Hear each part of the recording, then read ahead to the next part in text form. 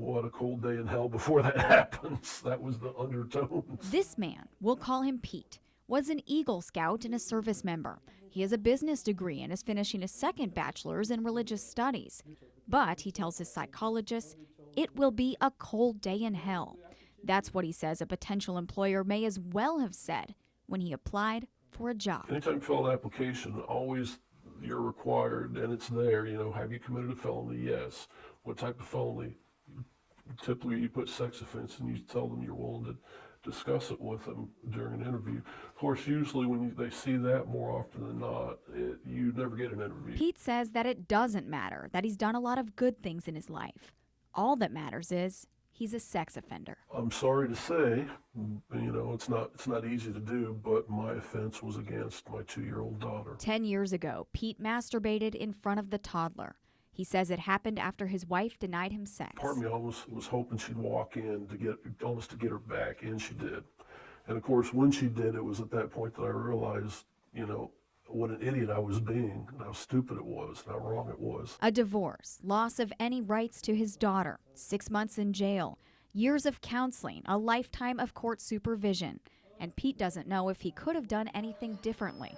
Of course, he wanted to. Almost daily I try to pray for my daughter, because when you're really wanting good for someone, it's hard to think about something that's bad for them. That's how he says he tries to keep from having sexual thoughts about her.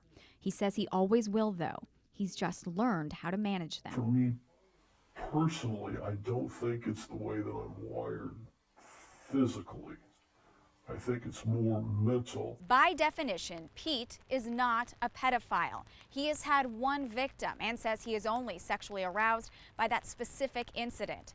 Pedophiles have to have at least 2 victims in the same age range, under 12. And new research suggests that their sexual attraction does have something to do with how they are wired physically. The more higher risk people can't help it. Dr. Craig Schifrin is a psychologist who works with Greene County sex offenders. The higher risk ones are the repeat offenders who, while he says can't help it, he's not 100% convinced do it because of DNA alone. I see it as multi-causal.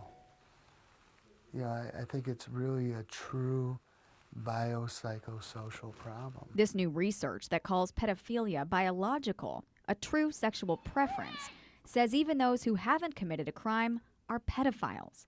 That's between 1% and 5% of all men. There are those that experience a lot of guilt and shame and despair over ways they've acted out and are ashamed of that and don't want that to be a part of their life. Christian counselor Josh Spurlock says in some cases they don't have to be.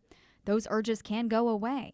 That's because he believes they have nothing to do with biology. In our experience, the majority of folks, it's been premature or young exposure to illicit pornographic kinds of material, early sexual experiences, traumatic sexual experiences at an early age. The Canadian researchers say just 1/3 of offenders they studied were molested as children. Pete says he was, but doesn't blame anyone except himself for what he did. And to ensure he never does it again, he continues to go to counseling by choice. I think it's been good for me. He just wishes others could see the good in him, like the community he says judges him, the daughter he may never see again, and the employer he may never have. I cry sometimes, but I try not to focus on that.